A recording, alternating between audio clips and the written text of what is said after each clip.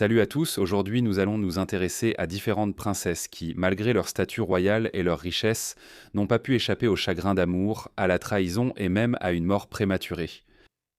Entre rêves brisés, exil et chagrins inimaginables, leurs vies étaient tout sauf un conte de fées. Alors, rejoignez-moi pour explorer tout cela et bien plus encore. Pour notre première histoire, nous retournons dans la France du XVe siècle. Catherine de Valois est née le 27 octobre 1401 à l'hôtel Saint-Paul en périphérie de Paris. Son père était le roi Charles VI de France et sa mère était Isabelle de Bavière. Catherine est connue sous le nom de Catherine de Valois, car la maison de Valois était le nom de la famille royale française à cette époque. C'était une nouvelle lignée royale. La lignée directe de la maison capétienne, qui avait régné sur la France depuis le Xe siècle, s'était éteinte en 1328 moment où la maison de Valois est montée sur le trône. Le père de Catherine était le quatrième des rois valois. Il était monté sur le trône en 1380 alors qu'il n'était encore qu'un enfant de 11 ans. Cependant, en grandissant, il a développé des troubles psychologiques qui ont provoqué chez lui des épisodes psychotiques et d'autres symptômes de maladie mentale. Son règne allait durer 42 ans au total, plongeant la France dans une longue période de faiblesse politique. C'est dans ce monde d'incertitude et de bouleversement que Catherine a atteint l'âge adulte, naviguant dans une vie marquée par l'instabilité politique et les difficultés personnelles. Et bien que ces épreuves aient été d'une ampleur royale, le stress et les circonstances accablantes sont des choses auxquelles nous pouvons tous nous identifier à notre manière. La vie de Catherine allait être façonnée par une guerre qui durait déjà depuis plus d'un demi-siècle en Europe occidentale lorsqu'elle est née en 1400, la guerre de 100 ans. Ce conflit avait commencé en 1337 et reposait sur le fait que la couronne anglaise contrôlait de vastes territoires dans le nord et l'ouest de la France, remontant au XIe siècle. Lorsque le dernier monarque capétien de France est mort en 1328, le roi Édouard III d'Angleterre avait en réalité un meilleur droit au trône de France que la maison de Valois, dont Catherine était issue. Édouard était le petit-fils du roi Philippe IV souverain de France entre 1285 et 1314. En 1337, il décida tardivement de commencer à faire valoir son droit au trône de France, déclenchant une guerre qui allait durer jusqu'en 1453, soit 117 ans au total. La guerre de 100 ans a traversé différentes étapes. L'Angleterre a réalisé d'énormes avancées contre les Français dans les années 1340 et 1350, mais les a perdues dans les décennies qui ont suivi. Pendant que Catherine grandissait, le peuple français a affronté de nombreuses différentes difficultés à cause de la guerre, mais elle menait tout de même une vie de luxe, recevant de beaux vêtements, des jouets et des textes religieux. Elle a même été envoyée dans un couvent pour recevoir une éducation de qualité. Les choses se sont encore aggravées pour les Français lorsque le roi Henri IV d'Angleterre a redynamisé l'effort de guerre anglais. Il a atteint son apogée sous son fils et successeur, Henri V qui est monté sur le trône d'Angleterre à l'âge de 26 ans en 1413. 2 ans et demi plus tard, le jour de la Saint-Crépin à la fin de 1415, Henri remporta une victoire écrasante sur les Français à la bataille d'Azincourt et se trouvait désormais en position suffisamment forte pour tenter d'imposer la domination anglaise sur la France. Catherine devait être au centre de ses plans. Dans l'année et demie qui suivit Azincourt, 2 des frères de Catherine, Louis et Jean, moururent. Cela ne laissa que Charles comme héritier mâle survivant de leur père. Henri VI profita alors de l'avantage militaire qu'il avait acquis à Azincourt et des pourparlers de paix commencèrent. Un mariage entre Henri et Catherine avait été discuté les années précédentes et Henri renouvela cette proposition. On disait que Catherine était très attirante et le roi anglais espérait qu'un fils issu de leur mariage deviendrait un jour roi d'Angleterre et de France. Les Français, quant à eux, n'étaient en guère en mesure de résister à sa demande. Ainsi, en mai 1420, le traité de Troyes fut conclu entre l'Angleterre et la France et, le 2 juin 1420, Catherine épousa Henri à la cathédrale de Troyes. L'accord stipulait que le premier fils, issu du mariage de Catherine et Henri, succéderait au père de Catherine comme roi de France, et que le seul frère survivant de Catherine, Charles, serait écarté de la ligne de succession. Catherine se rendit alors en Angleterre avec son nouveau mari. Elle fut officiellement couronnée reine consort d'Angleterre le 23 février 1421. Puis, presque exactement 9 mois plus tard, elle donna naissance au fils que son mari espérait voir unir l'Angleterre et la France sous une seule couronne. Ils l'appelèrent Henri, comme son père. Il était leur unique enfant et il devint roi d'Angleterre en moins d'1 an. À la naissance du petit Henri, son père était de nouveau en guerre contre les Français. Alors qu'il menait campagne en France, il mourut le 31 août 1422 à seulement 35 ans, très probablement de la dysenterie. N'ayant pas encore atteint ses 21 ans, Catherine était déjà veuve. De plus, la coutume anglaise voulait qu'une reine douairière, la veuve d'un roi défunt, ne se remarie jamais. Cela visait à empêcher que des revendications légales au trône ne surgissent au sein de la famille de son second mari. En tant que reine douairière auprès de son fils, qui devint le roi Henri VI d'Angleterre avant son premier anniversaire, on pouvait s'attendre à ce que Catherine joue un rôle majeur dans ce qui serait un très long gouvernement de régence. Cela durerait jusqu'à ce qu'Henri ait 14 ans âge, auquel il commencerait à gouverner lui-même dans une certaine mesure. Cependant, la position de Catherine était compliquée. Comme elle était princesse française, beaucoup de nobles anglais se méfiaient d'elle et elle fut rapidement écartée par son beau-frère Humphrey, duc de Gloucester, le frère d'Henri V. Humphrey fut nommé lord protecteur d'Angleterre pendant la minorité de son neveu. La position de Catherine fut encore affaiblie après la mort de son père, le vieux roi Charles VI de France, en octobre 1422 seulement, quelques semaines après le décès d'Henri V. Bien que le traité de Troyes de 1420 ait prévu que le fils de Catherine et d'Henri hériterait du trône de France, le seul fils survivant de Charles revendiqua le trône à la mort de son père. Au cours de la décennie suivante, en alliance avec la célèbre Jeanne d'Arc, il remporta une série de victoires sur les Anglais et affirma son règne sur la France en tant que roi Charles VII. Ainsi, le mariage de Catherine avec Henri et la naissance d'un héritier mâle n'uniraient pas les couronnes d'Angleterre et de France. Et les Français finiraient donc par remporter la guerre de 100 ans en 1453. En grande partie parce que Henri VI, le fils de Catherine, s'est révélé aussi instable psychologiquement que l'avait été le père de cette dernière. En 1428, Catherine a suscité une énorme controverse.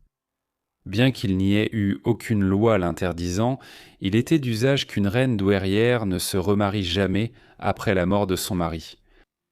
Catherine a rompu avec la tradition 6 ans après la mort d'Henri, lorsqu'elle a épousé un noble gallois du nom d'Owen Tudor. Cela s'est produit malgré les menaces du Parlement anglais qui avait averti qu'il dépouillerait Tudor de ses terres et de sa richesse s'il poursuivait ce mariage. Catherine a épousé Owen malgré tout, ce qui a entraîné des conflits avec son beau-frère et de nombreux nobles anglais de haut rang. Pourtant, Henri VI n'avait que 6 ans à l'époque, et aussi furieux qu'il puisse être, Catherine restait la mère du roi. En conséquence, Owen Tudor fut protégé contre les tentatives de lui confisquer ses terres. Le mariage de Catherine et Owen donna lieu à une ribambelle d'enfants dans la première moitié des années 1430. Ils eurent au moins 4 enfants, 3 garçons et une fille, et il se pourrait qu'il y en ait eu 1 ou 2 de plus, bien qu'il soit difficile d'en être certain, car Owen semble également avoir eu un enfant illégitime, hors mariage à cette époque. 2 des fils, Edmond et Jasper, sont extrêmement importants. Edmond était le père d'Henri Tudor qui, en 1485, revendiqua le trône d'Angleterre et devint roi. Henri VII fondant la dynastie Tudor. Tandis que Jasper était un grand défenseur de la cause de son neveu au début des années 1480. Ainsi, Catherine était la grand-mère d'Henri VII et l'arrière-grand-mère du tristement célèbre roi Henri VIII. Catherine est morte avant que son fils issu de son mariage avec Henri ne commence réellement à régner par lui-même, et avant que ses autres enfants ne grandissent. Il semble qu'elle ait souffert d'une maladie sous-jacente pendant plusieurs années et qu'une de ses grossesses ait aggravé la situation, menant à sa mort le 3 janvier 1437 à l'âge de 35 ans. La mort de Catherine a déclenché une étrange saga de 440 ans autour de ses restes. Les nobles anglais ont immédiatement entrepris de poursuivre Owen Tudor pour avoir épousé la reine douairière et l'ont placé en détention. Ils ont également décidé qu'il n'était pas convenable qu'une femme ayant déshonoré son époux royal de la manière dont Catherine l'avait fait soit enterrée à ses côtés. Ainsi, les restes de Catherine furent inhumés à la chapelle de la Vierge à Westminster en 1437 et non aux côtés de son époux dans la crypte royale de l'abbaye de Westminster. Étrangement, une effigie en bois de Catherine fut sculptée et placée aux côtés d'Henri V dans l'abbaye de Westminster. Les choses prirent une tournure encore plus étrange un demi-siècle plus tard. Les restes de Catherine restèrent intacts dans la chapelle de la Vierge pendant plusieurs décennies. Les choses ne changèrent que lorsque son petit-fils, issu de son second mariage avec Owen Tudor, monta sur le trône d'Angleterre en tant que roi Henri VII en 1485. Une grande partie du règne d'Henri fut consacrée à créer l'idée que les maisons de Lancastre, d'York et de Tudor étaient à réconcilier sous son règne. À la suite des guerres des Deux Roses qui avaient eu lieu à travers l'Angleterre dans les décennies suivant la mort de Catherine, en grande partie à cause d'une crise provoquée par le fils de Catherine. Eh bien, dans les années 1450, Henri VI a subi un effondrement psychologique. Dans le cadre de ces efforts, Henri VII a élaboré des plans pour démolir la chapelle de la Vierge, où reposaient les restes de sa grand-mère, et pour faire construire une nouvelle chapelle plus grande afin d'abriter les restes de plusieurs monarques récents, dont Henri VI. Cela impliquait nécessairement de déranger la tombe de Catherine, qui a été ouverte pendant les travaux de construction. Henri n'a jamais pu finir son projet à la chapelle de la Vierge. Au lieu de cela, le cercueil de Catherine et ses restes ont simplement été déplacés dans l'enceinte de l'abbaye de Westminster, où Henri V avait été inhumé. Les visiteurs qui s'y rendaient au début du XVIe siècle auraient en vue un cercueil abîmé, simplement posé sur le sol. Étonnamment, personne n'a pensé à l'enlever ou à l'inhumer de manière appropriée. Au lieu de cela, le cercueil a simplement été laissé là. La seule chose, c'est qu'il est resté là pendant environ 280 ans. Avec le temps, le cercueil de Catherine est devenu un sujet d'intérêt. Une partie s'était détachée, révélant les restes à l'intérieur, et certaines personnes sont venues les observer. Mais il ne semble pas que quiconque ayant le pouvoir d'agir ait pensé qu'il fallait remédier à la situation. Le sentiment d'une attraction touristique macabre est renforcé lorsque l'on considère que Samuel Pepys, l'administrateur de la Royal Navy, qui a tenu un célèbre journal tout au long des années 1660, a lui-même visité la tombe et a écrit ce qui suit à propos des restes de Catherine. Le Mardi Gras 1669, je suis allé à l'abbaye et, grâce à une faveur, j'ai vu le corps de la reine Catherine de Valois et j'ai tenu la partie supérieure du corps dans mes mains. Et j'ai embrassé sa bouche en y réfléchissant. J'ai embrassé une reine, et en ce jour de mon anniversaire, j'ai 36 ans et j'ai embrassé une reine.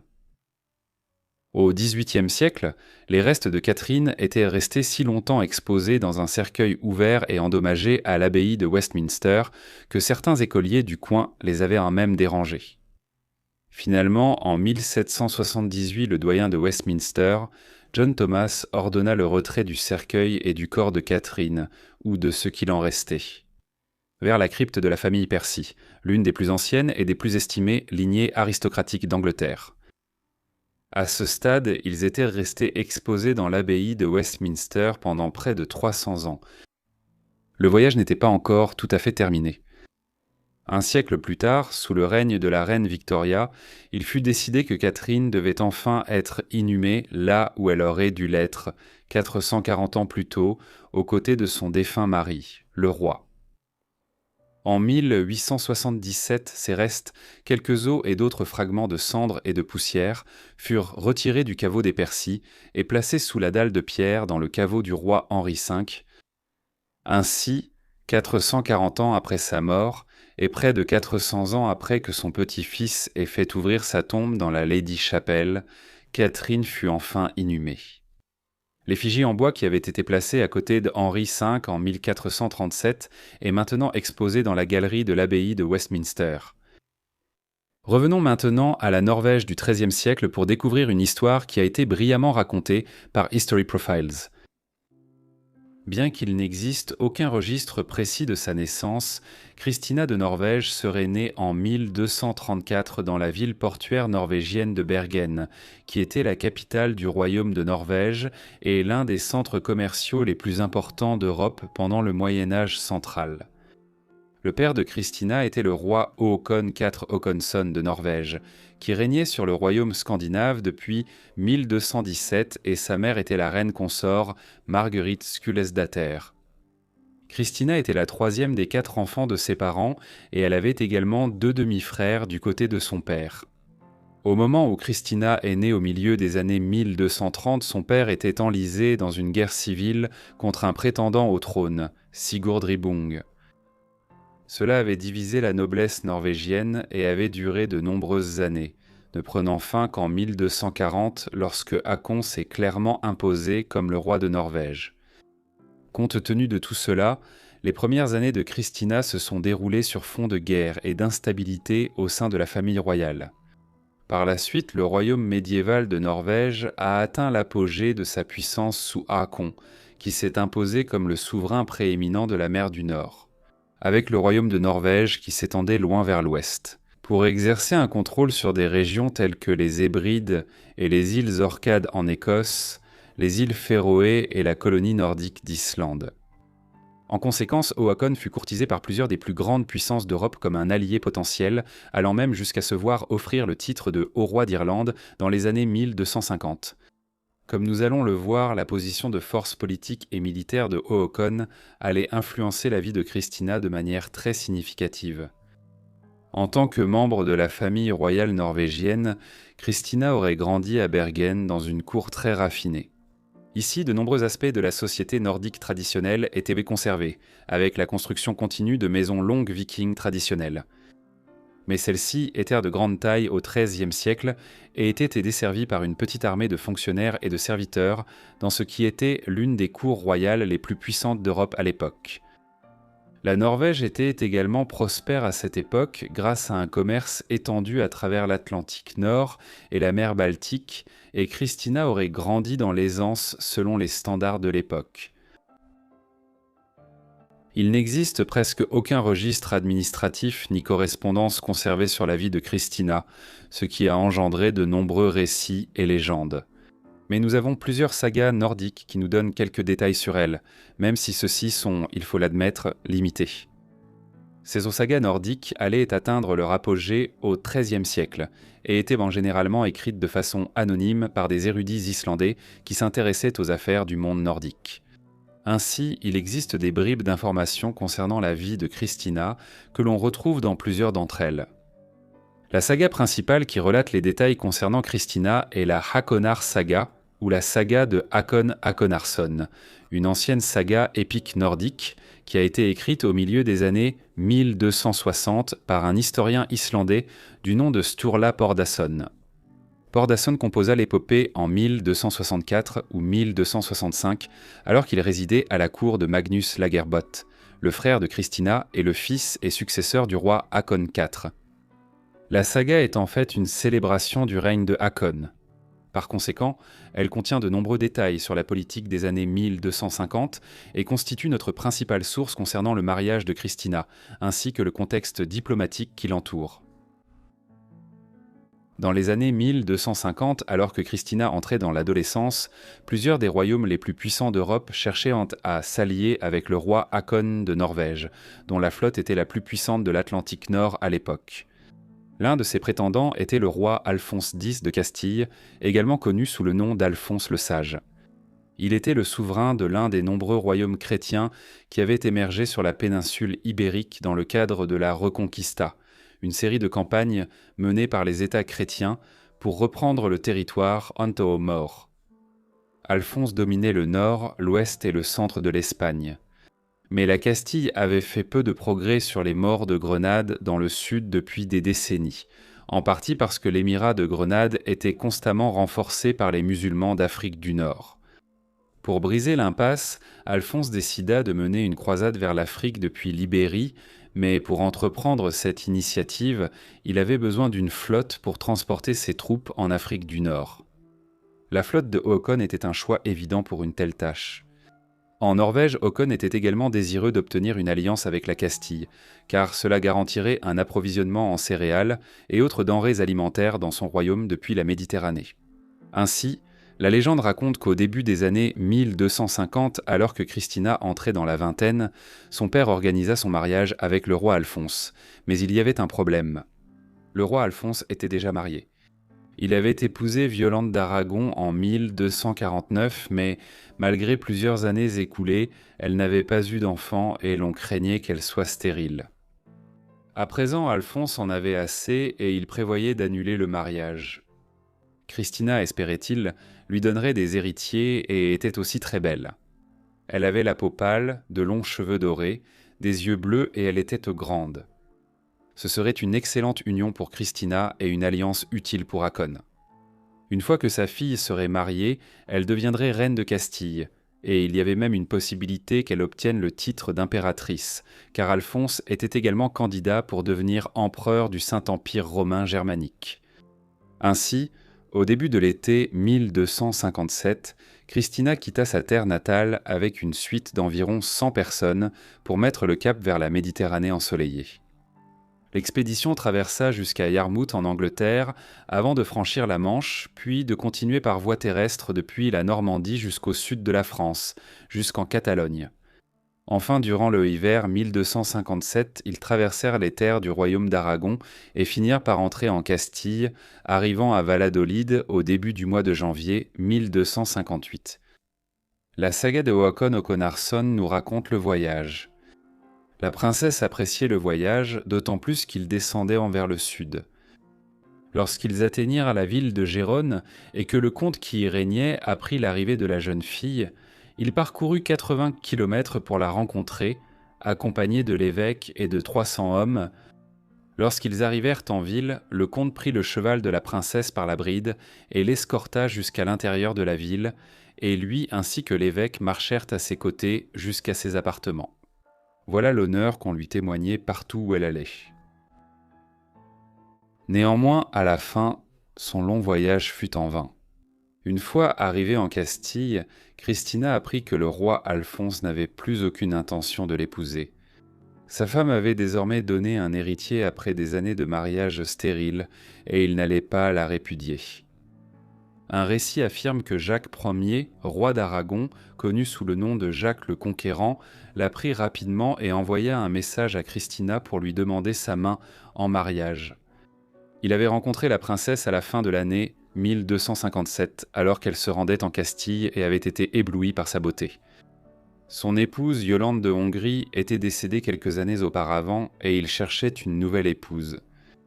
Cependant, c'était un homme plus âgé, d'environ 50 ans, et le père de Christina n'avait aucun intérêt à forger une alliance avec le royaume d'Aragon, alors ils déclinèrent poliment sa demande.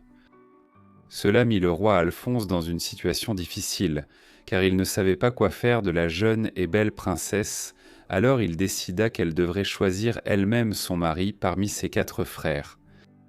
Le premier frère était un homme séduisant et accompli, mais il était marié, bien qu'il soit séparé de sa femme et n'ait aucun problème à la quitter. Christina le rejeta immédiatement, ne voulant rien avoir à faire avec un autre homme marié. Le deuxième frère était réputé pour être séduisant, intelligent et un grand guerrier, mais il était loin de Castille et Christina refusa donc également cette union. Finalement, elle fut présentée aux 2 frères cadets et, à la fin, elle choisit Philippe. Pourtant, cette histoire haute en couleurs selon laquelle Christina aurait été fiancée au roi, puis rejetée et obligée de choisir entre ses frères, pourrait être fausse. Eh bien, en 1258, le roi Alphonse et son épouse avaient déjà 3 enfants, le premier étant né en 1253, soit 4 ans avant que Christina ne mette les voiles pour l'Espagne. Certaines théories suggèrent que la princesse a été trompée, qu'on lui a dit qu'elle épouserait le roi Alphonse. Bien sûr, c'était l'union que Håkon avait initialement recherchée pour sa fille, Mais après que l'épouse d'Alphonse ait donné naissance à un enfant après près de 5 ans de mariage, il ne pouvait plus annuler son union comme il l'avait envisagé auparavant. Ainsi, le roi Alphonse proposa son frère, l'infant Philippe de Castille, à sa place, et après près de 2 ans de mission diplomatique intensive entre les royaumes pour négocier les conditions du mariage, Christina partit. Quoi qu'il en soit, Christina épousa son nouveau mari le 31 mars 1258 dans l'église Santa Maria la Mayor, à l'emplacement de l'actuelle cathédrale de Valladolid. Philippe était un choix inhabituel comme époux. Né en 1231, il avait été élevé par son père, le roi Ferdinand III, pour devenir une personnalité importante au sein de l'Église espagnole. Mais malgré sa nomination comme archevêque de Séville au début des années 1250 à la mort de son père en 1252, il renonça à la vie religieuse. Il put ainsi épouser Christina quelques années plus tard. Alors que la plupart de la centaine de personnes qui accompagnaient Christina de Norvège jusqu'en Espagne allaient bientôt repartir pour la Scandinavie, beaucoup d'entre eux étaient des proches compagnons de la princesse et d'autres dignitaires qui étaient finalement destinés à vivre avec elle en Castille en tant que membres de sa maison. Ainsi, bien qu'elle se soit retrouvée à vivre dans un pays étranger, il y avait encore quelques visages familiers. Les jeunes mariés reçurent de vastes domaines et des revenus du roi Alphonse, notamment dans la région de Séville où Philippe avait auparavant été archevêque. Cependant, Christine ne profiterait pas de cette richesse et de cette position très longtemps. Avec le temps, Christine commença à se sentir de plus en plus mal à l'aise à Séville et était probablement déprimée. Son pays et son peuple lui manquaient et elle ne supportait ni la chaleur ni les membres de la cour royale. On dit que cela, ainsi que le fait qu'elle ne deviendrait plus reine de Castille, lui causait une tristesse incroyable et que sa santé commença à se détériorer. Finalement, elle mourut en 1262 à l'âge de 28 ans. On pense que sa mort a eu lieu dans la ville de Séville, mais comme pour beaucoup d'autres aspects de la vie de Christine, les détails ne sont pas entièrement clairs. Elle et Philippe n'avaient pas eu d'enfants, donc aucune branche quasi norvégienne de la famille royale castillane n'a été établie. Une légende entourant Christine affirme que le roi Alphonse est rapidement tombé amoureux d'elle et qu'ils ont commencé une relation secrète.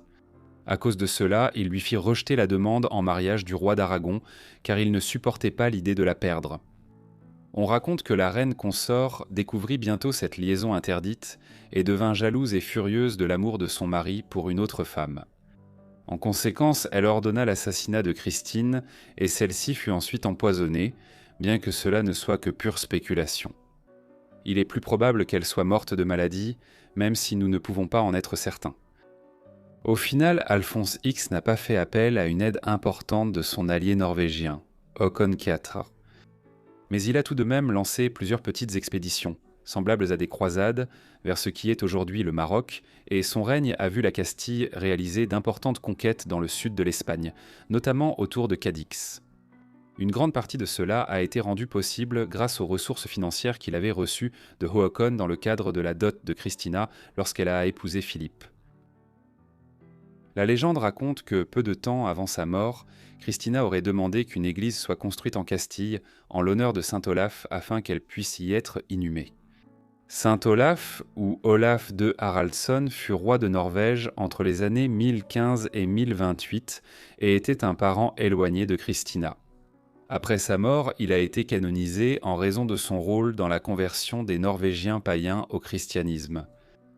Olaf est devenu, avec le temps, le saint patron national de la Norvège, mais le souhait de Christina de voir une église en l'honneur du saint établie en Castille n'a pas été exaucé. À la place, elle a été enterrée dans une église de la ville de Covarrubias.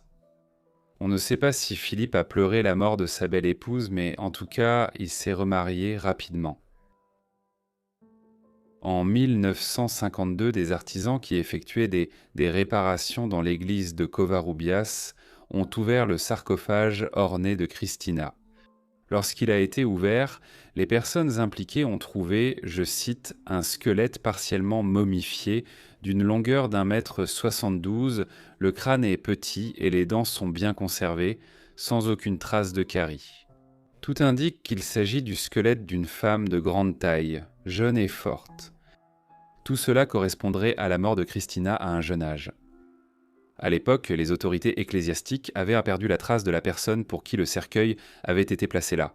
Mais un registre de l'église datant de 1757 a rapidement révélé qu'il s'agissait de Christina. Il a également été révélé, grâce à des recherches archéologiques et historiques approfondies, que Christina avait souhaité qu'une église en l'honneur de saint Olaf soit érigée sur le site de sa sépulture.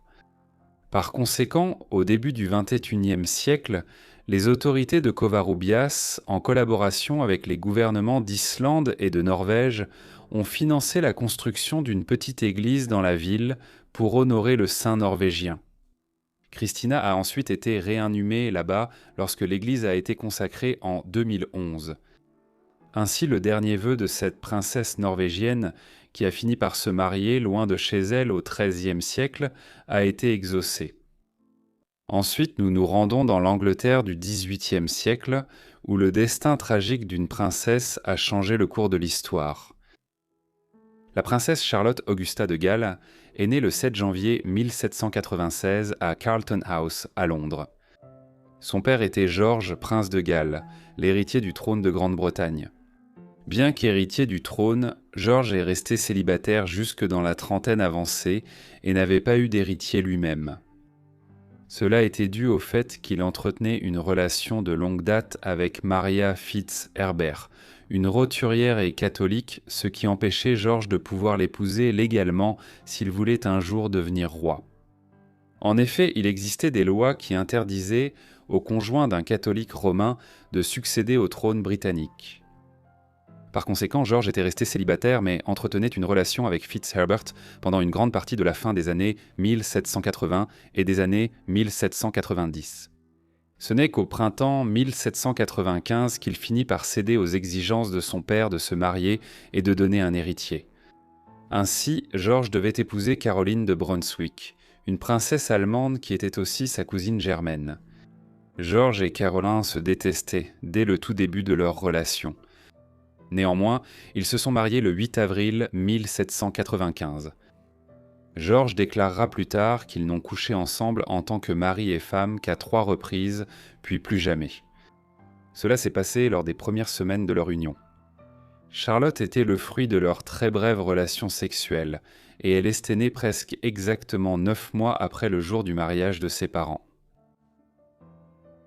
Le lendemain de sa naissance, le prince George a commencé à comploter pour séparer son nouveau-né de sa mère. Cela marqua 20 ans de manigances de son père, qui compliquèrent sans cesse la vie de Charlotte. À cette époque, lui et son épouse Caroline vivaient déjà séparément, chacun dans leur propre foyer, et moins d'1 an après leur mariage, le prince avait également repris sa relation avec Maria Fitz-Herbert. Charlotte a été élevée dans sa propre maison, sous la supervision de la comtesse douairière d'Elgin, qui faisait office de gouvernante. C'était un arrangement classique pour les enfants de la royauté dans la Grande-Bretagne du XVIIIe siècle, mais ce qui était inhabituel, c'est que, dans sa jeunesse, Charlotte ne rendait pas visite à ses parents ensemble. Au lieu de cela, elle était envoyée leur rendre visite dans différentes maisons à Londres et dans d'autres régions d'Angleterre, bien que George ait fait de son mieux pour contrecarrer sa femme séparée à ce sujet.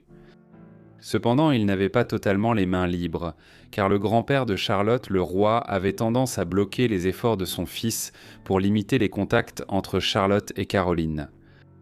Le prince George a été contraint de céder à son père à de nombreuses reprises, car il avait un grave problème de jeu et devait souvent demander de l'argent au roi pour payer ses dettes. Cela donnait au roi George un moyen de pression sur son fils, et il s'en servait pour tenter de protéger sa petite fille. Avec le temps, le père de Charlotte a commencé à ignorer en grande partie sa fille, dont l'apparence lui rappelait de plus en plus sa femme Caroline, et sa présence à Londres continuait de l'agacer. En conséquence, en 1804, le roi lui-même proposa de prendre la garde de Charlotte, mais George s'y opposa, craignant que Charlotte n'ait trop de contact avec sa mère si elle devenait pupille du roi et de la reine. Pendant ce temps, Charlotte continua d'être élevée à Warwick House. Là-bas, son éducation fut confiée à l'évêque d'Exeter, John Fisher.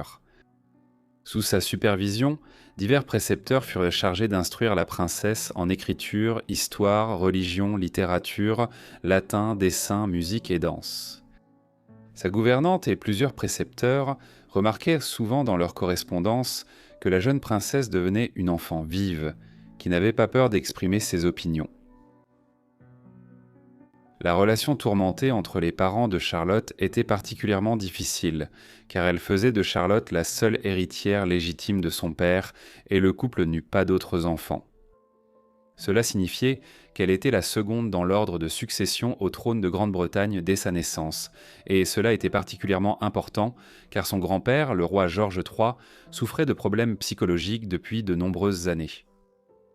Ce que l'on a appelé familièrement la folie du roi George III reste encore aujourd'hui en grande partie incompris. À partir du milieu des années 1780, il commença à souffrir de violentes sautes d'humeur, étant souvent en état de manie pendant plusieurs jours d'affilée, puis sombrant dans des états de dépression.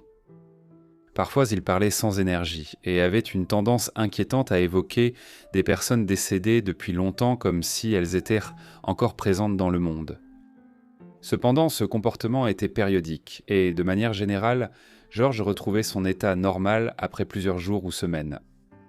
Comme les connaissances médicales étaient limitées à l'époque, il n'est pas exactement clair de quoi souffrait le roi, mais les meilleures évaluations modernes suggèrent que c'était l'acutoporphyrie, un trouble du foie qui provoque l'accumulation de substances chimiques dans le sang et commence effectivement à empoisonner la personne. Cependant d'une manière qui provoque une instabilité psychologique croissante et d'autres maladies, plutôt que de tuer l'individu. Bien qu'il se soit remis de sa grave crise en 1788 et ait pu reprendre ses fonctions de roi, la possibilité d'une nouvelle rechute psychologique n'a jamais quitté l'esprit de la famille royale et de ceux qui étaient au cœur du gouvernement britannique. Tout cela avait des implications pour Charlotte. Si son grand-père ne pouvait plus exercer ses fonctions, son père deviendrait roi en tout sauf le nom et elle serait alors la suivante pour le trône. Cela signifiait que Charlotte, bien qu'elle soit encore une enfant, était une personne très importante au sein de la Grande-Bretagne. Il était également inévitable que son mariage devienne une question d'importance politique dès qu'elle serait en âge de se marier. Et c'est exactement ce qui s'est passé. En 1810, le roi George sombra dans une dernière crise de démence. Cela allait durer 10 ans avant qu'il ne meure finalement en 1820. Malheureusement, ces derniers séjours furent passés seuls à parler à des amis morts depuis longtemps, car ses médecins pensaient à l'époque que le meilleur traitement était de ne pas trop le déranger. Le prince George devint alors régent de la Grande-Bretagne, roi en tout sauf en titre. Les années 1810 sont donc connues sous le nom de période de la Régence. Charlotte, qui était bouleversée par la disparition de son grand-père car ils étaient le proches, et parce qu'il avait cherché à la protéger des intrigues de son père, allait malheureusement devenir de plus en plus le centre des manœuvres politiques dans les années 1810 alors qu'elle entrait à peine dans l'adolescence. Une fois que ses pleins pouvoirs de régence furent confirmés en 1810, le prince George restreignit la correspondance de sa fille de 14 ans et limita ses contacts avec sa mère à une visite surveillée toutes les 2 semaines. Cependant, même s'il cherchait à la contrôler, la princesse commençait à se forger une réputation d'indépendance. Peu de temps après que son père soit devenu régent, une bataille politique éclata à Londres lorsque le prince refusa de former un gouvernement composé de politiciens du parti Whig, le groupe parlementaire plus libéral que le roi avait largement soutenu pendant son règne. Lorsqu'elle assistait à l'opéra dans la capitale au milieu de tout cela, Charlotte, qui partageait les opinions politiques de son grand-père, avait pris soin d'envoyer des baisers en direction du chef des Whigs, Lord Grey. Le public avait remarqué cela, en grande partie avec approbation. Cependant, son père était furieux et commença à restreindre davantage Charlotte, réduisant la somme d'argent disponible pour son foyer à peine suffisante pour subvenir à ses besoins. Et en insistant pour qu'à l'avenir, elle s'assoie dans un siège discret, à l'écart, lorsqu'elle assiste à l'opéra. Les nouvelles sur le traitement sévère de son père devenaient publiques, ce qui le rendait encore plus impopulaire. Pendant ce temps, en 1812, Charlotte était généralement accueillie par des foules en liesse lors des rares occasions où elle était autorisée à paraître en public. À cette époque, Charlotte avait 16 ans et la question de son mariage devenait importante. De plus, les guerres en Europe touchaient à leur fin et le mariage était considéré comme un moyen pour la Grande-Bretagne de s'allier à une autre maison royale.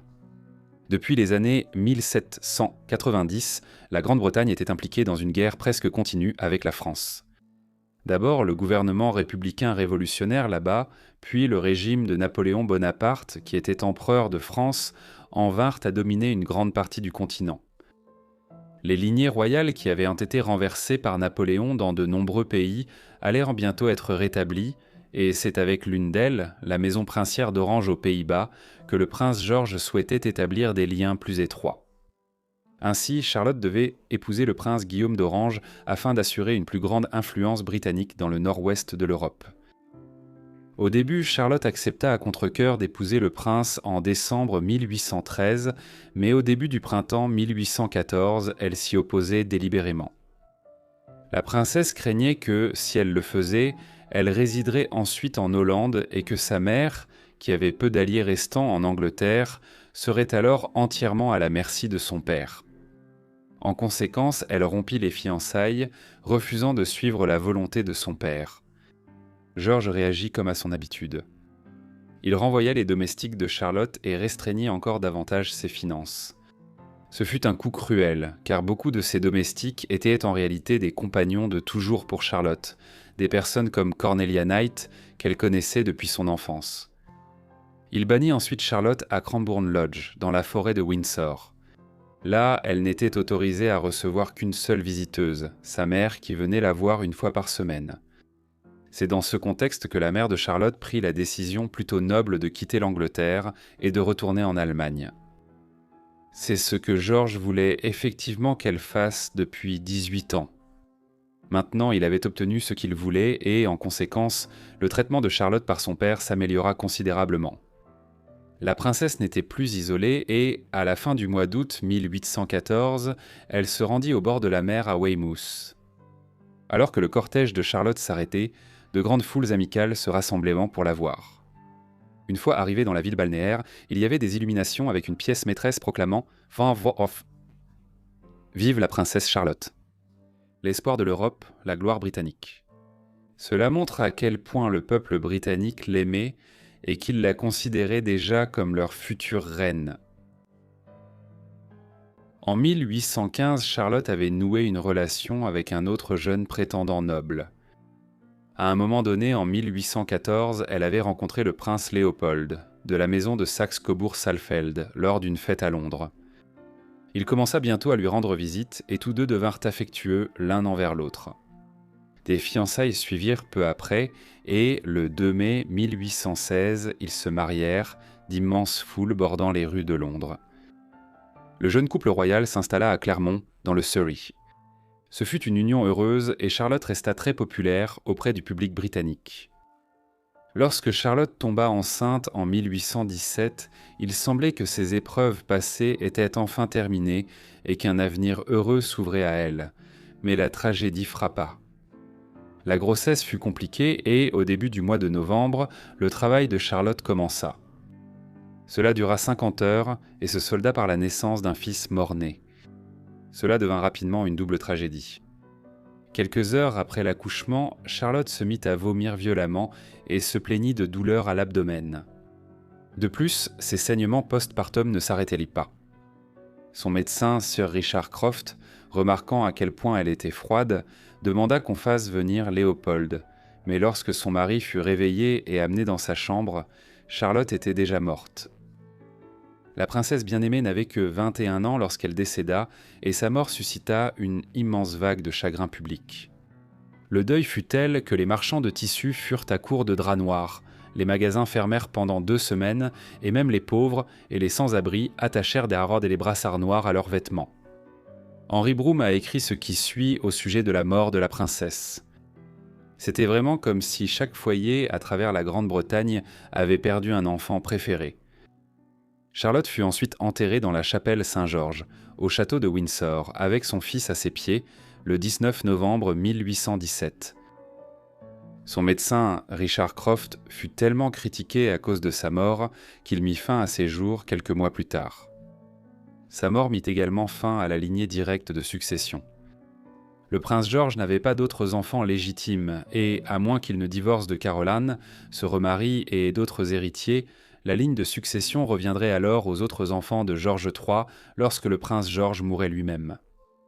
Fait intéressant, à cette époque, George III avait 12 enfants légitimes vivants, mais aucun petit enfant légitime.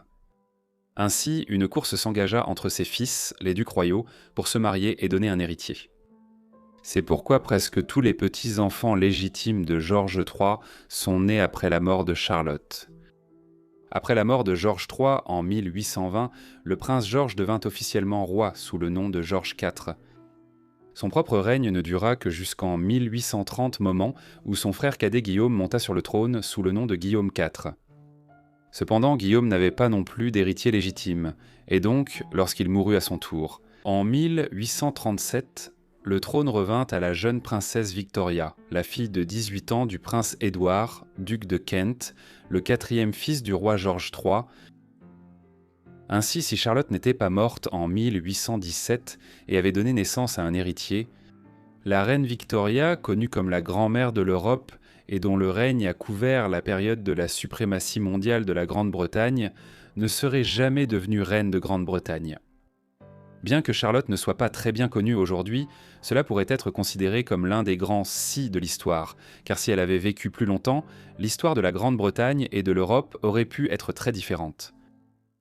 Presque tous les passionnés d'histoire connaissent l'exécution de Marie-Antoinette et de son mari, le roi Louis XVI.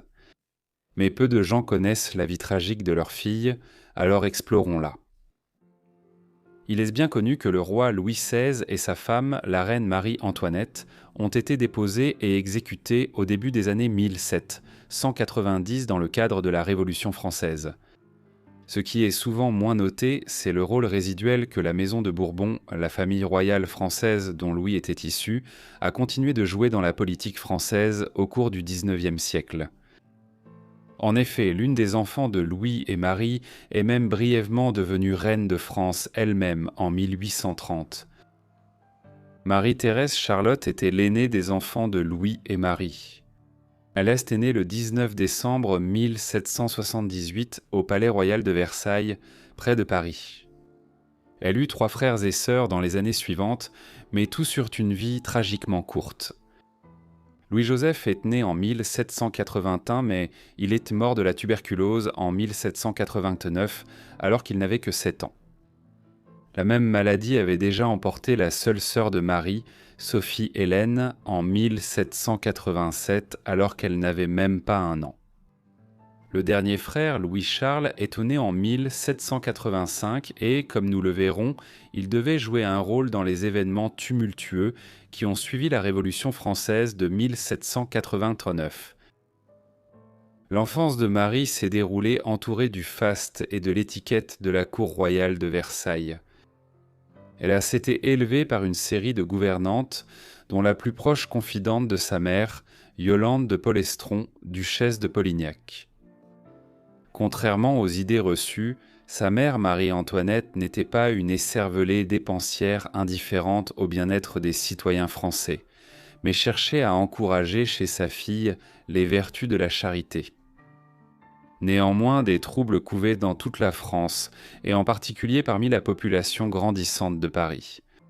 Une série de mauvaises récoltes et de crises économiques dans tout le pays dans les années 1780 avait considérablement déstabilisé la France, et tout cela n'allait pas tarder à exploser. En 1789, dans le but d'apaiser la crise financière, Louis XVI accepta de convoquer une réunion des États généraux, le Parlement français. Ils ne s'étaient pas réunis depuis plus d'1 siècle et demi, mais était point désormais nécessaire afin de voter un important versement financier au monarque, grâce auquel l'effondrement économique imminent de l'État français pouvait être évité. Louis, pour sa part, pensait qu'il pouvait accorder quelques petites concessions au Parlement, après quoi il le dissoudrait et reviendrait à un pouvoir autocratique depuis Versailles. Il se trompait lourdement sur ce point. À l'été 1789, après la première réunion des États, le roi et ses ministres perdirent rapidement le contrôle de la situation. L'Assemblée commença bientôt à s'emparer du pouvoir politique et ramena le siège du gouvernement à Paris même. La prise d'assaut de la prison de la Bastille dans la ville, le 14 juillet 1789 par une foule parisienne, fut un moment culminant de la Révolution française, indiquant à quel point Louis avait été marginalisé dans la gouvernance de son propre pays. Les membres de la cour royale commencèrent alors à fuir la France.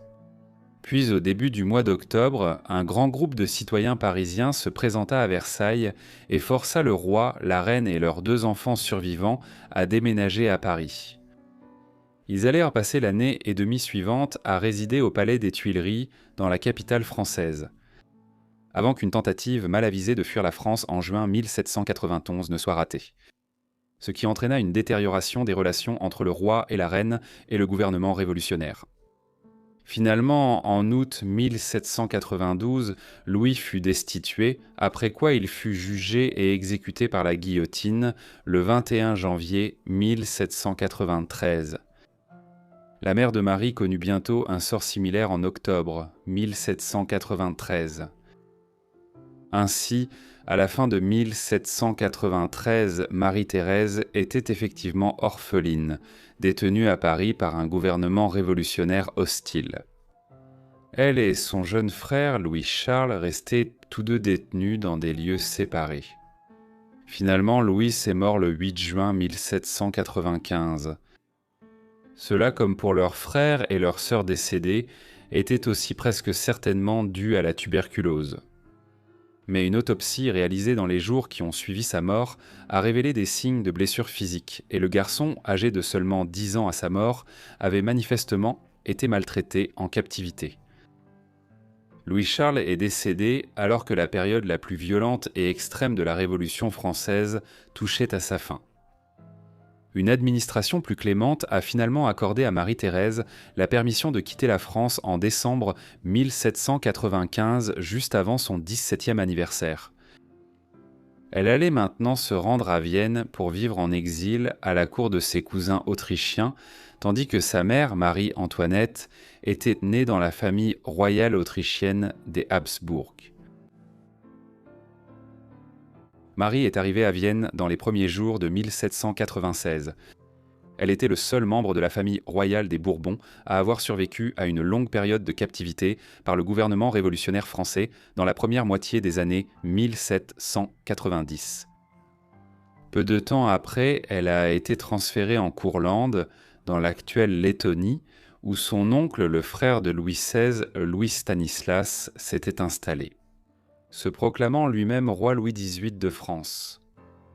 Le roi autoproclamé souhaitait que Marie épouse Louis-Antoine, le fils de Charles-Philippe, un autre frère de Louis XVI. Bien qu'il soit cousin germain, Marie accepta l'union et le couple se maria le 10 juin 1799 au palais de Jelgava en Lettonie. Marie et Louis-Antoine se sont ensuite installés en Grande-Bretagne. Ici, ils auraient très bien pu vivre une longue vie en exil confortable, mais finalement, les événements survenus en France allaient, une fois de plus, bouleverser radicalement le cours de la vie de Marie. À la fin des années 1790, la République française s'était progressivement transformée en une dictature militaire dirigée par le général Napoléon Bonaparte. Finalement, en 1803, ce commandant militaire corse se proclama empereur de France. Des années de guerre suivirent, au cours desquelles Napoléon conquit d'abord la majeure partie de l'Europe, puis la perdit entièrement, ayant commis l'erreur d'essayer d'envahir la Russie. Lorsqu'il fut contraint d'abdiquer pour la première fois en 1814, ce fut le signal pour les Bourbons de revenir dans leur patrie. L'oncle de Marie, Louis XVIII, reprit alors la monarchie de France, et malgré un bref retour au pouvoir de Napoléon en 1815, la restauration des Bourbons allait s'avérer durable. Il gouvernerait le pays de ses ancêtres jusqu'en 1824. Lorsque Louis XVIII mourut le 16 septembre 1824, il eut pour successeur son frère Charles-Philippe, qui devint le roi Charles X de France. En tant que frère de Louis XVI, le nouveau monarque était à la fois l'oncle de Marie et son beau-père. Son fils aîné était le mari de Marie, Louis-Antoine. Ainsi, 30 ans après que ses parents eurent été exécutés au plus fort de la Révolution française, Marie se retrouvait maintenant mariée à l'héritier du trône de France. Le nouveau monarque Charles X était profondément impopulaire dans la seconde moitié des années 1820. Fervent royaliste, il s'est aliéné une large partie de la société française par ses efforts pour rétablir une aristocratie française forte, et son soutien à l'Église catholique romaine. Toutes ces mesures qui rappelaient trop au peuple français le règne absolutiste de son frère aîné durant les 20 années environ précédant la Révolution de 1789. Charles a combattu son opposition en lançant une guerre coloniale en Algérie afin de renforcer le soutien à son règne dans le pays. Mais il a fini par aller trop loin dans ses tendances absolutistes. L'étincelle qui a conduit à sa destitution fut la promulgation d'une série de lois en juillet 1830. Les ordonnances de juillet, comme on les a appelées, ont dissous le Parlement français, limité les droits de vote dans le pays et tenté de censurer la presse. En quelques jours, des émeutes généralisées contre son règne se sont répandues dans toute la France. C'est ce qu'on appelle la Révolution de juillet de 1830 qui a conduit à la brève période de Marie en tant que reine de France. Se rendant compte que sa situation était désespérée, le 2 août, Charles X abdiqua en faveur de son fils, le mari de Marie, Louis-Antoine. Pourtant, les chances de Louis d'apaiser le mécontentement dans toute la France n'étaient pas meilleures que celles de son père, bien qu'on pense que Marie l'ait encouragé à assumer la position de roi de France. Il hésita face à cette idée, et 20 minutes après l'abdication de Charles X, Louis-Antoine, à son tour, renonça à ses droits au trône en faveur de son frère cadet, Henri, un garçon de 9 ans qu'il espérait voir devenir un candidat de consensus pour devenir le nouveau monarque. La conséquence de ces événements, le 2 août 1830, fut que, pendant 20 minutes, entre l'abdication de Charles VII et la propre renonciation de Louis-Antoine à la couronne, Louis régna théoriquement en tant que roi Louis XIX de France. Pendant ces mêmes 20 minutes, Marie-Thérèse, la fille de Louis XVI et de Marie-Antoinette, fut également brièvement reine de France. La résolution finale de la crise de succession eut lieu une semaine plus tard, le 9 août. La Chambre des députés française, ou Parlement, décida que le jeune Henri était un candidat inacceptable. Et à la place, elle offrit le trône à Louis-Philippe, un membre de la maison de Bourbon, mais dont le père, Louis-Philippe, duc d'Orléans, avait soutenu la Révolution française. Ainsi, Louis-Philippe avait l'avantage d'être à la fois un prince de sang royal, mais aussi quelqu'un doté de bonnes références républicaines. Il accepta le trône le 9 août 1830 et régna sous le nom de Louis-Philippe Ier pendant 18 ans, ce qui allait par la suite être appelé la monarchie de Juillet. Après la révolte de 1830 qui l'a porté au pouvoir. Après son bref passage en tant que reine de France et l'accession au trône de Louis-Philippe Ier, Marie-Thérèse et sa famille d'élargie, y compris son mari et le roi déchu Charles X, partirent en exil, craignant des violences s'ils restaient en France. Le 16 août 1830, ils quittèrent le port de Cherbourg pour le Royaume-Uni, mais ils furent reçus froidement en Angleterre même, un pays avec une longue histoire de conflits avec la monarchie française. En conséquence, ils se sont rapidement réinstallés plus au nord, dans la capitale écossaise, Édimbourg, où Marie et Louis avaient un vécu quelque temps après leur mariage, 30 ans plus tôt. Ils y resteront un peu plus de 2 ans. À la fin de l'année 1832, l'empereur François Ier d'Autriche invita les Bourbons exilés à résider dans l'Empire d'Europe centrale, d'où était originaire la mère de Marie. Profitant de ce changement de fortune, l'ancienne famille royale s'installa au château de Prague en Bohême, mais en 1835, elle déménagea de nouveau à Gorizia. C'est aujourd'hui en Slovénie, mais à l'époque cela faisait partie de l'Autriche. Peu de temps après son arrivée sur la côte méditerranéenne, l'oncle de Marie, Charles, contracta le choléra et mourut le 6 novembre 1836.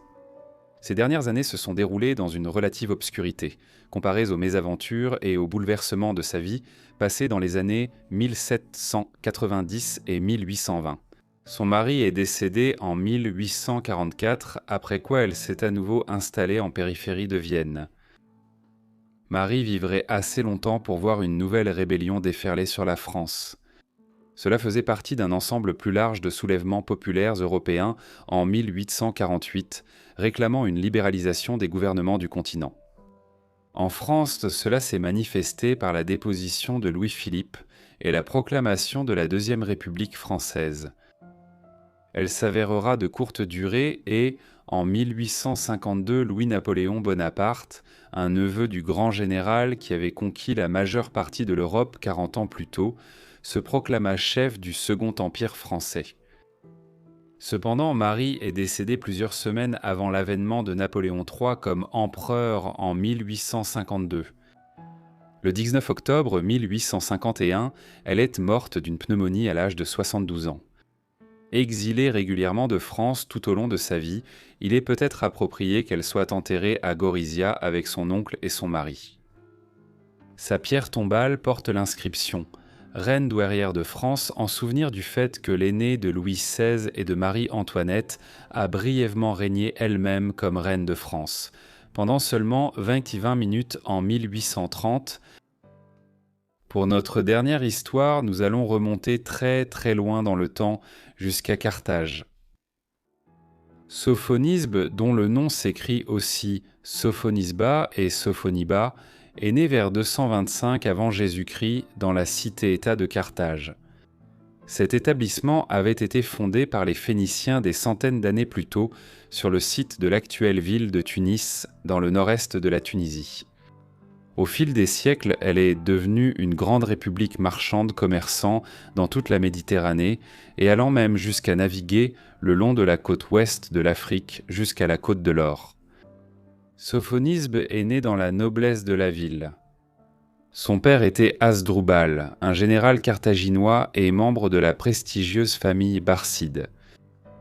Nous savons peu de choses sur la jeunesse de Sophonisbe, car tous les récits historiques des historiens romains tels que Tite Live, Polybe, Cassius Dion et Appien, qui la mentionnent, ne reprennent l'histoire de sa vie qu'à l'époque où elle était une jeune femme. Néanmoins, nous pouvons supposer, en nous basant sur sa naissance et son origine, qu'elle a reçu un niveau d'éducation convenable. Celle-ci aurait été fortement axée sur l'instruction et la culture grecque, à une époque où la culture hellénistique dominait le monde méditerranéen. Les événements de la vie de Sophonisbe et son importance historique ne peuvent être compris qu'en les examinant à la lumière de la politique de la Méditerranée occidentale au cours du IIIe siècle avant J.C. Vers l'an 300 avant Jésus-Christ, la République romaine s'était étendue depuis sa base dans la vallée du Tibre pour prendre le contrôle de toute l'Italie centrale et méridionale. Au même moment, Carthage s'était également étendue pour acquérir de nouveaux territoires en Afrique du Nord ainsi que plus au nord, sur les îles de Sicile, de Sardaigne et de Corse. La scène était prête pour un affrontement entre Rome et Carthage pour la domination du monde méditerranéen occidental. Finalement, le conflit éclata en 264 avant Jésus-Christ.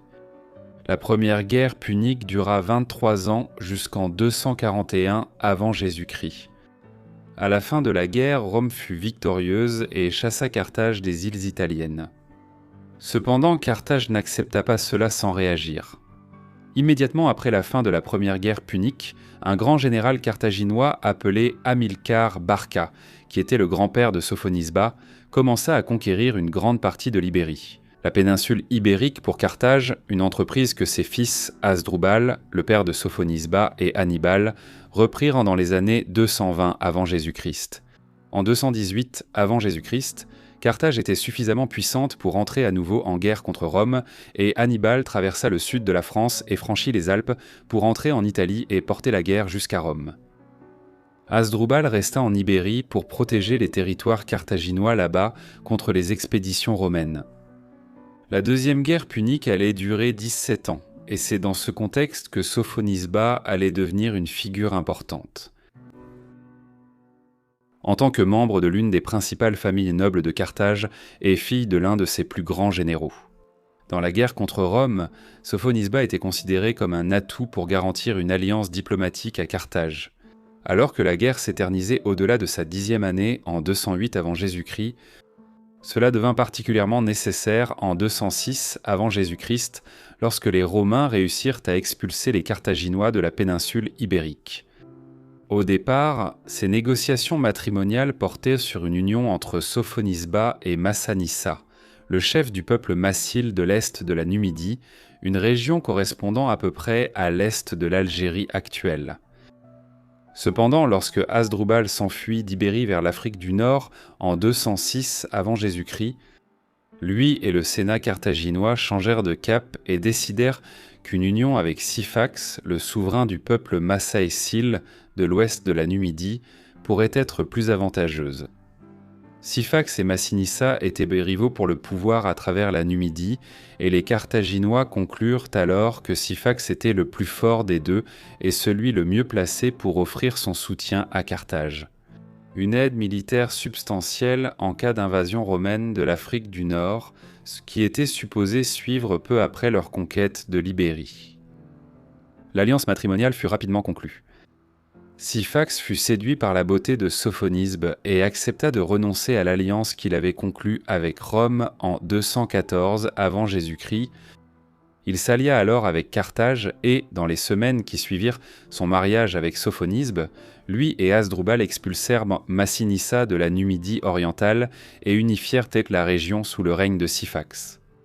Tout semblait aller pour le mieux, pour l'effort de guerre et le mariage de Sophonisbe avec Syphax avait consolidé la position de Carthage à travers l'Afrique du Nord. La situation de Sophonisbe changea radicalement en 204 avant Jésus-Christ. Cette année-là, le général romain Publius Cornelius Scipion envahit l'Afrique du Nord avec une armée romaine. Syphax respecta son alliance avec Carthage, mais Scipion avait acquis des alliés dans la région sous la direction de Massinissa. Et en 203 avant Jésus-Christ, les Numides de Syphax furent complètement vaincus lors de la bataille des Grandes Plaines, à l'ouest de la ville de Carthage. À la suite de cette rencontre, Syphax s'enfuit vers sa capitale, Cirta, qui correspond à la ville actuelle de Constantine, dans le nord de l'Algérie. Là, il envisagea de négocier des conditions de paix avec les Romains, mais Sophonisbe intervint auprès de lui pour s'assurer qu'il reste ferme dans son alliance avec Carthage. C'est ce qu'il fit, mais la situation allait changer très rapidement. À la suite de la bataille des Grandes Plaines, Scipion envoya l'un de ses généraux les plus expérimentés, Caius Laelius, pour aider Massinissa à poursuivre Syphax jusqu'à Cirta.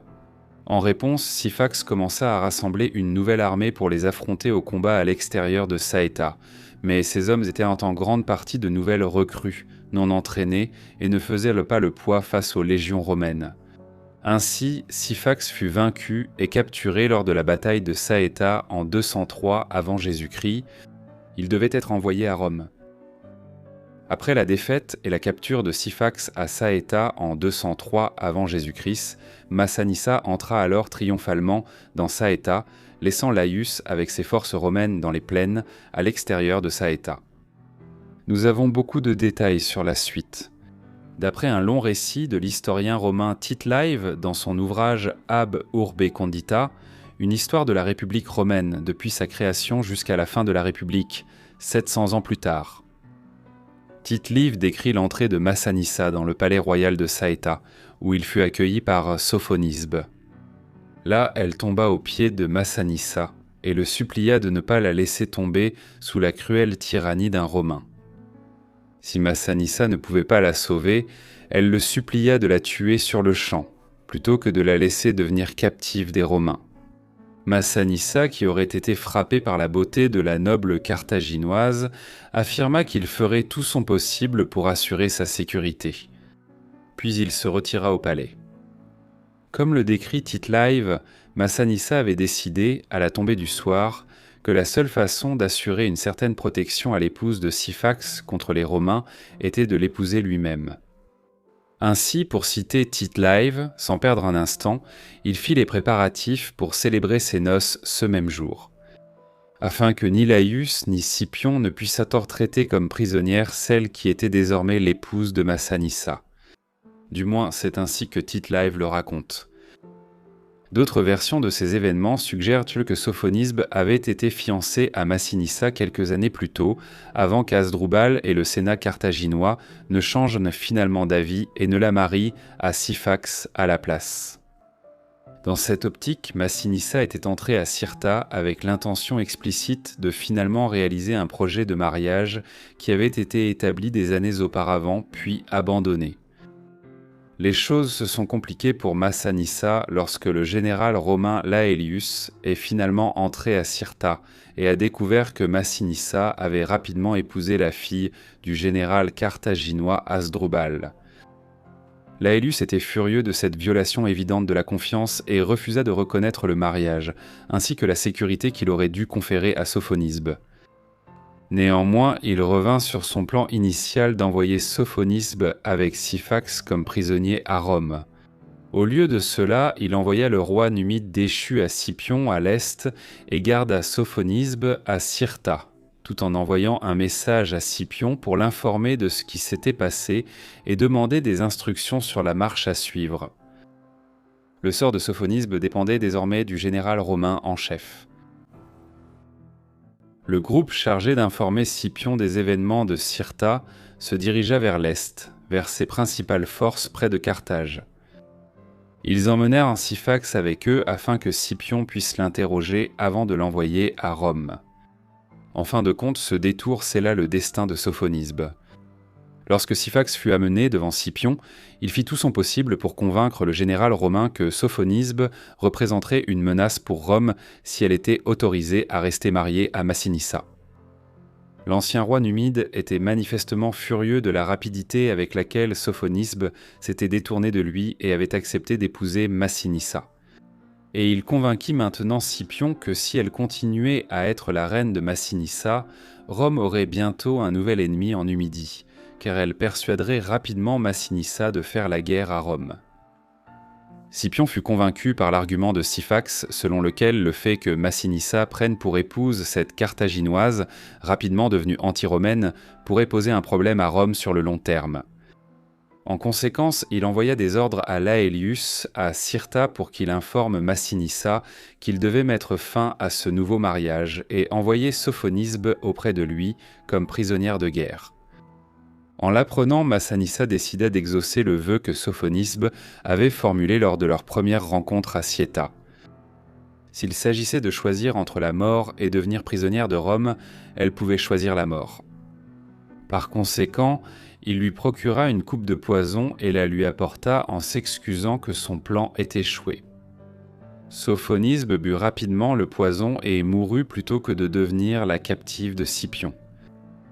Syphax fut finalement envoyé à Rome où il mourut en 201 avant Jésus-Christ, probablement assassiné sur ordre du Sénat romain. L'histoire de Sophonisbe est généralement perçue comme ayant été racontée par de nombreux auteurs romains, considérée comme symptomatique de l'attitude plus large de Carthage face à son affrontement avec Rome. Plutôt que de tomber sous la domination romaine, la cité-État continua de se battre. En conséquence, elle a choisi la destruction plutôt que l'esclavage, tout comme Sophonisbe l'a fait. Lorsque la Troisième Guerre éclata entre Carthage et Rome en 146 avant Jésus-Christ, les Romains détruisirent la ville de Carthage et répandirent à la du sel sur ses terres pour les rendre inhabitables pendant des années. L'oubli de Sophonisbe aujourd'hui est assez étrange, car Estelle est rapidement devenue une figure majeure de la littérature romaine, puis de l'art de la Renaissance et du baroque, ainsi que du théâtre de l'époque moderne. Par exemple, on dit généralement que l'histoire de la vie de Sophonisbe a influencé la représentation de la reine Didon de Carthage par le grand poète romain Virgile au milieu du grand poème épique romain, l'Énéide. Bien plus tard, Sophonisbe est devenu le sujet d'une longue section dans le poème Africa de Francesco Petrarch. Sur la scène anglaise, la tragédie de Sophonisbe de John Marston a été jouée pour la première fois en 1606, tandis que 70 ans plus tard, l'écrivain anglais Nathaniel Lee a écrit la pièce Sophonisbe, ou La chute d'Hannibal. Ainsi, bien qu'elle soit aujourd'hui presque oubliée, Sophonisbe était une figure bien connue autrefois, en particulier au XVIIe siècle. Merci beaucoup à tous d'avoir regardé cette vidéo sur ces princesses contes schémas tragiques. J'espère que vous avez trouvé cela intéressant. Dites-moi ce que vous avez pensé de leur vie dans les commentaires ci-dessous, et si vous voulez plus de longues vidéos comme celle-ci, faites-le moi savoir également. J'espère que vous êtes abonnés et avez activé les notifications pour recevoir toutes mes vidéos dès leur sortie. Bref, c'est tout pour moi, alors je vous retrouve tous dans le prochain épisode de Vies oubliées. Merci.